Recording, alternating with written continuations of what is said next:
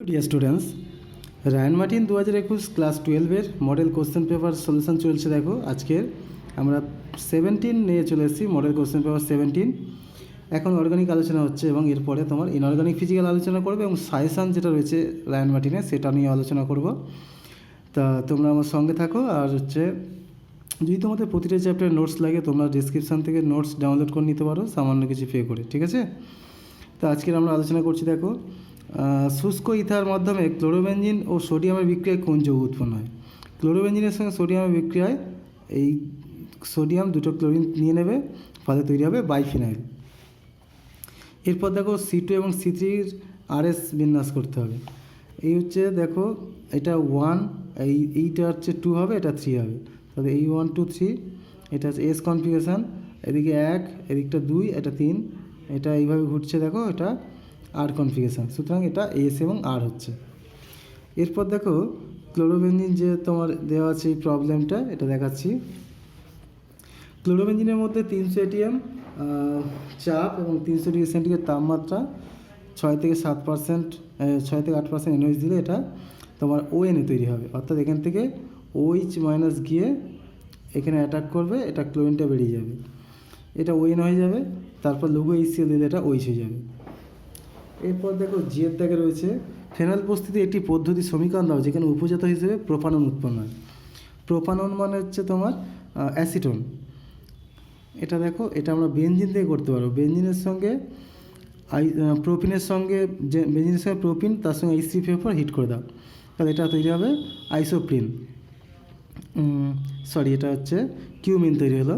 এই কিউমিনের সঙ্গে অক্সিজেন 95 থেকে 135 হিট করলে এটা কিউমিন হাইড্রোপারঅক্সাইড।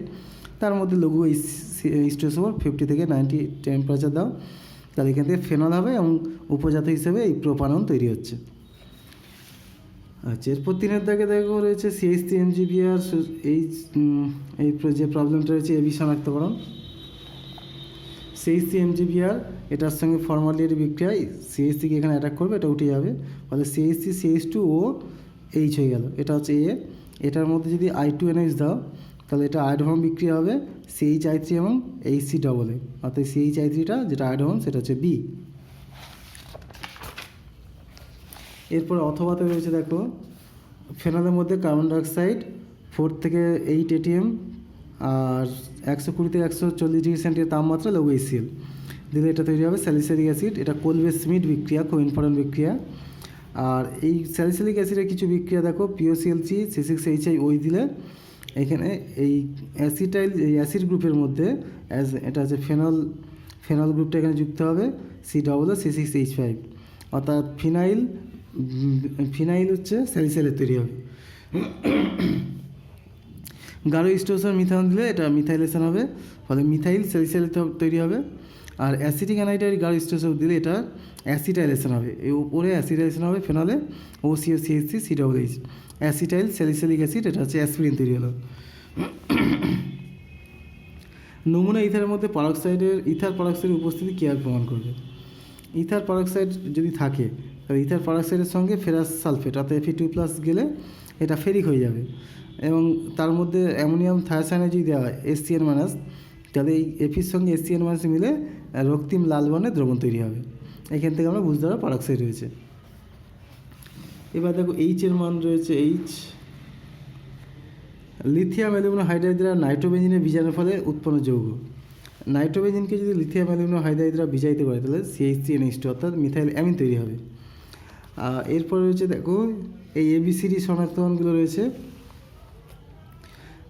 এটা হচ্ছে PHCN অর্থাৎ বেঞ্জোনাইট্রাইল, এর মধ্যে লিথিয়াম অ্যালুমিনিয়াম হাইড্রাইড দিলে এই CN-টা CH2NH2-তে ভাগ হয়ে যাবে, মানে বিজাইতে হবে।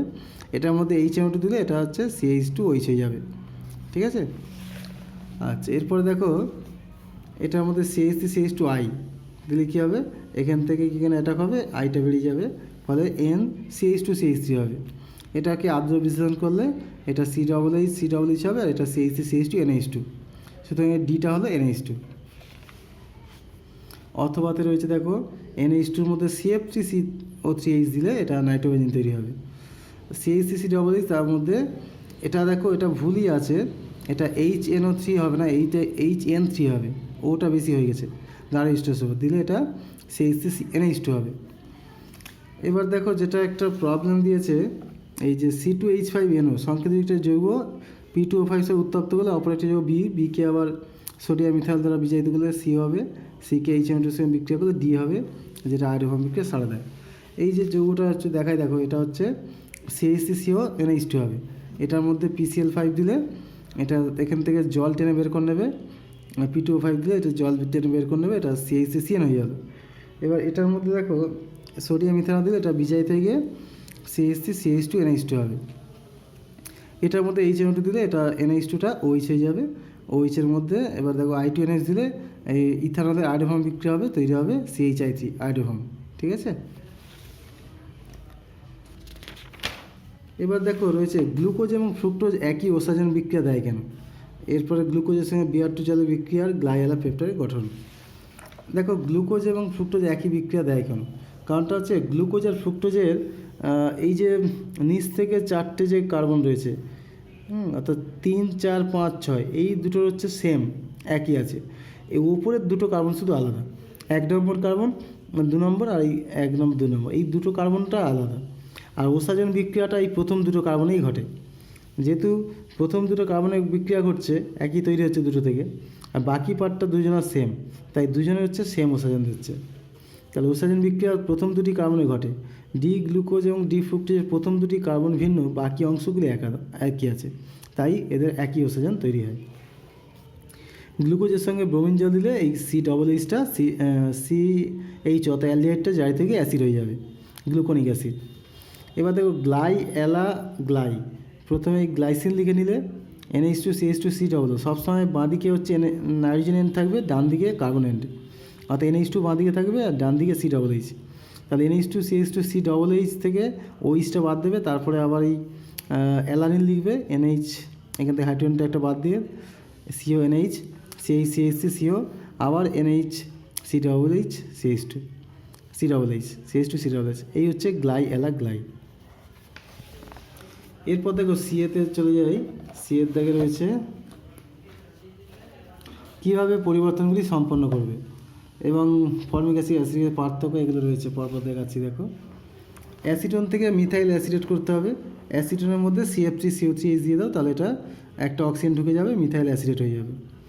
এবার দেখো CH3COOH থেকে CH3CH2COOH করতে হবে, এর মধ্যে প্রথমে SOCl2, তারপরে CH2N2 অতিরিক্ত, তারপরে Ag2O জল আর হিট করে দাও, তাহলে এটা হচ্ছে একটা কার্বনটা বেড়ে যাবে, এটা আনডিস্টার্ড বিক্রিয়া নামে পরিচিত, আর উপরে এটা ছিল বায়ার ভিনিগার।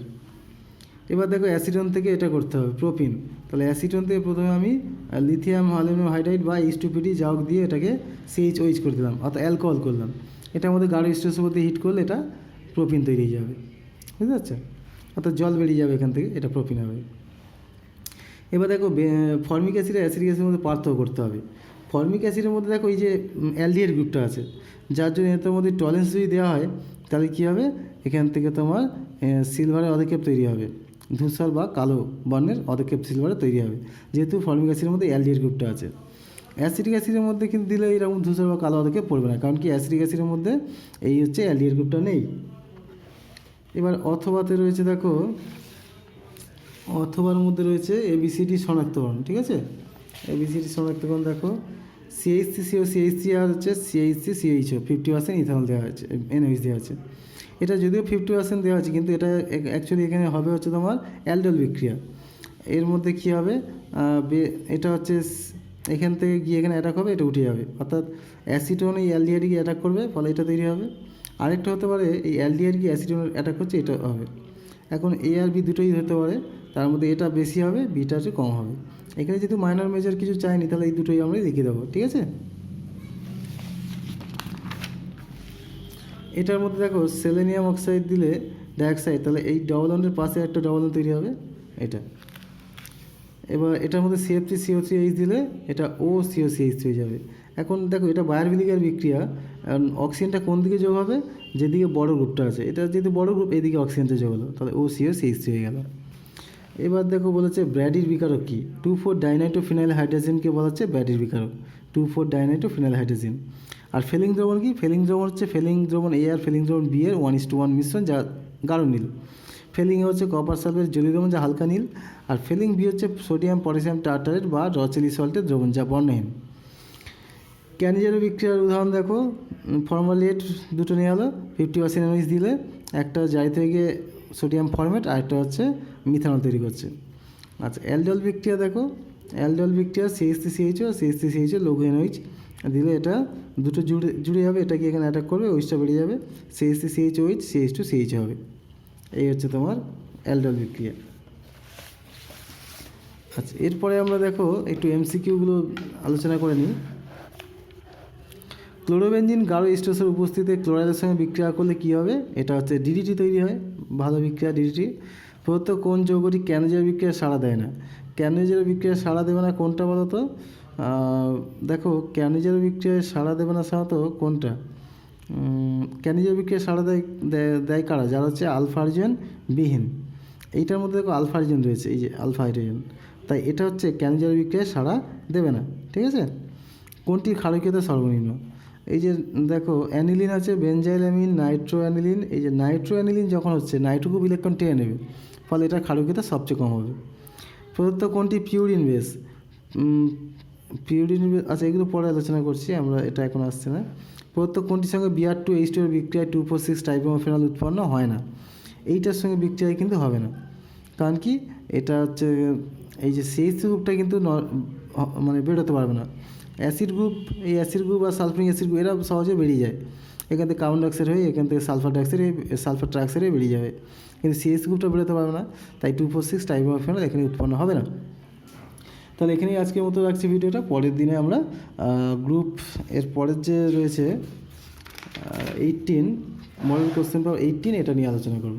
ঠিক আছে? ভিডিওটা তোমাদের কেমন লাগছে অবশ্যই কমেন্ট করে জানিও। আর আমি তোমাদের আবার বলছি যে অর্গানিক সলিউশন চলছে, এরপর ইনঅর্গানিক ফিজিক্যাল সেটাও সলিউশনও করবো, এবং NCERT তোমার এই যে রায়ান মার্টিনের যে তোমার রয়েছে সাজেশন পড়বো, সেগুলো নিয়েও আলোচনা করব। ঠিক আছে? প্রতিদিন তোমরা একটা করে ভিডিও পাবে।